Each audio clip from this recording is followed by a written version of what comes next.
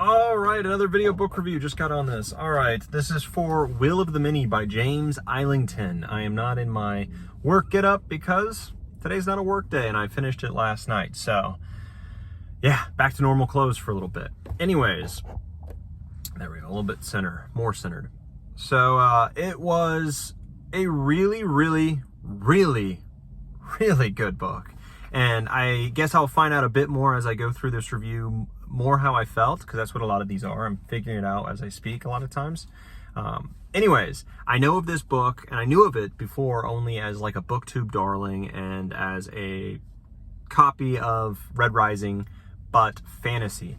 And I can say that this book is incredibly reminiscent of Red Rising in, you know, how the struggle, the empire is in control, and this person who's been wronged by the empire infiltrates and is put into a situation where they're in the academy that kind of rears and trains the upper echelon of said empire before they get in, right? So this person is being trained like them to be put in position to then make that change for a rebellious organization, sort of, right? So there's a little bit varied.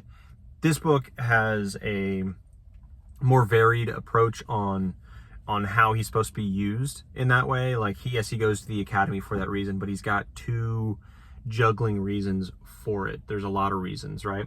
And those are interesting. I really liked how it's set up, right, that way. You see there's a struggle and there's balance to both sides on why they're wrong. But you know that he's doing it for this reason. And I really liked the school aspect of it. I don't get much of that, and I kind of dodge it because a lot of it is YA stuff.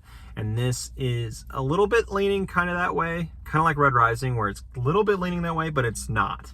And I liked that aspect, him, you know, excelling in the class and doing all this stuff. But that isn't for, you know, the middle and onwards. You get a really hefty portion of it where it's just introduction to the character, finding out what makes him tick, why he's this way, what he's been doing for years since, you know, let's say his fall from royalty, and how he has the skills that he has and how he uses them now. But you see where he has to grow, and you explore and you get introduced to this world in the first person, which is not as great, but it was enjoyable. I got through Red Rising. I really love Red Rising, actually, even though it's first person, and really good books and great authors can, I guess, exceed expectations and make first person enjoyable, right? So James Islington does that.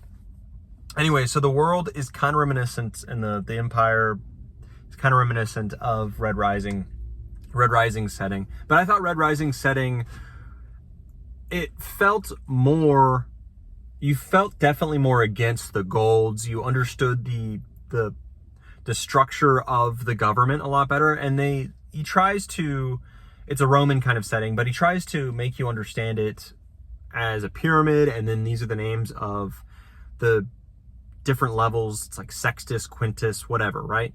And their levels, and those levels kind of correlate with, and they do correlate with how many people are giving them will, like life essence.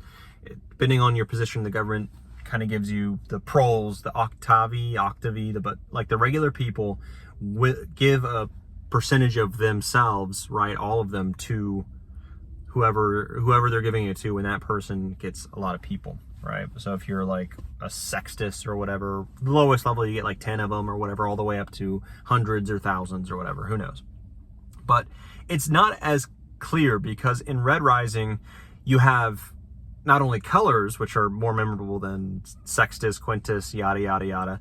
Also, they have very specific capabilities. Blues in Red Rising are this specific way, pinks, golds, black, obsidians, all that kind of stuff, right? So it's more memorable that way. But also the absolute, the government itself just feels more awful in Red Rising, and it creates a bigger desire from me to want to topple it, right? In this one, I'm just like, okay, I guess this guy's like, his family, the ruling class of this island nation, got killed, and now he wants revenge against them. And they're pretty bad. Like, they're really bad for taking the life forces of people by force, really, but it doesn't feel as bad, right? But anyways, that's the case. I thought the Red Rising setting in general was more interesting, more varied, more all this kind of stuff than the Will of the Many. But the Will of the Many is really good with their setting.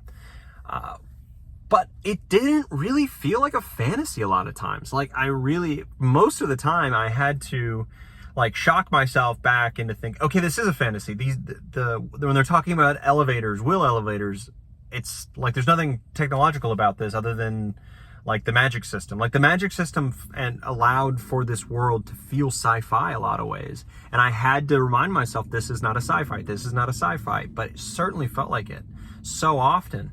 And they're using, words like broadcast, and you're like, what? Okay, I guess. And I had to get myself back into that fantasy vibe, but it really doesn't feel like it. It does not feel like a classic fantasy, and that might work for some people. That second guessing all the time really kind of took me out a few times, but I really like the characters in this. The main character I thought was incredibly enjoyable, and he failed a lot more often than Darrow in Red Rising. So if you like that, great. But I thought he was really good. It had the correct attributes, and the problems he faced and the stuff, the obstacles he overcame really made sense, and they felt good, and they felt logical and realistic with the character that we were given.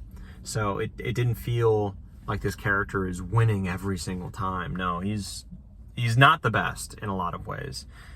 So you get to see him struggle in this world a little bit, because he feels like, oh, he's a pretty strong, capable guy, but no one can face him when it comes to, intelligence, grit, all that kind of stuff. But he meets his match in the academy just a lot like Darrow does, and they're better than him in a lot of ways. But I thought it was more interesting with Darrow in that he was a miner, he was working class, low born, that kind of stuff. And you saw that kind of difference with the noblemen and people born to wealth and all this. While here, he's not Vec. Diago really is his name. Vis is his, that's right, his cover name. And he was of wealth, of nobility, and now he's with the nobility of the conquering empire. So there wasn't as much of a difference there, I felt like. So I really liked Red Rising more than that in that way. But really, I just prefer Red Rising over Will of the Many, but Will of the Many is so dang good. Like, the pacing was fantastic. There's constantly new obstacles being shown to us and then overcome, right? And so that leads to so much with the pace moving forward. It was great. And then plot progression was great because of that. The characters were really interesting. Even the side characters, they were very, very rich. Not as rich as Red Rising, and I'm a broken record, but they were super rich, and there were so many plot twists and turns that it kept you guessing all the time. So I really enjoyed that. So it was, and I constantly found myself just wanting to read this book, just wanting to stop what I was doing and say, okay, when is the next time I can read? When is the next time? Usually I'm like, all right, I'm free now, let me read. But this time it's, when is the next time I'm going to read? Because I need to do it. I'm going to take time to read this book because the pace was so interesting and the characters were so good, right? And the plot was so interesting. I really, really, really enjoyed this book.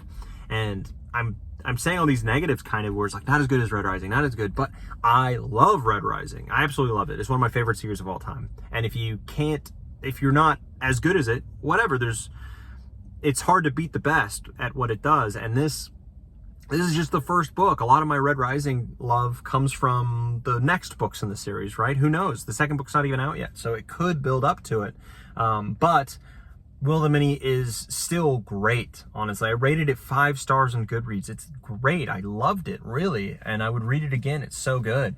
It was just so good. I recommend it. It's not some, flash in the pan book talk book, right? Where it isn't worth its salt and it isn't worth its position, right? It definitely is. It's so good.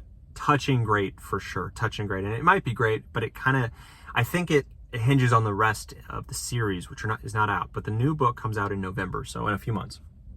Anyways, I thought the book was just so good. Would read again. Would recommend highly. One of the best books that I've read this year.